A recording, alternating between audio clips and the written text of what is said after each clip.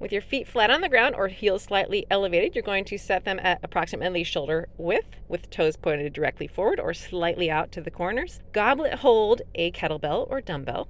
Create lateral leg tension by imagining you can spin your toes outward or pull the floor apart, causing your knees to, in effect, drive over the middle toes. You should keep that lateral tension throughout the lift, which will essentially pull the knees out of the way so your butt can sink toward your heels.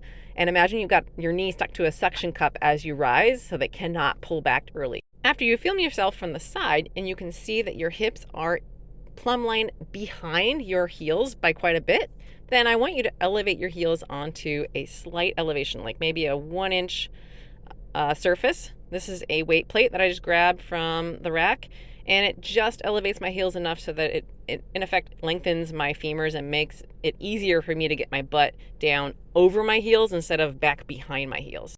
At the bottom of your squat, you should see that your hip crease is just at or slightly below the top of your thigh. No lower is necessary, but sometimes the plate elevation is the only way we can get you there, and that's okay. I use the plate too.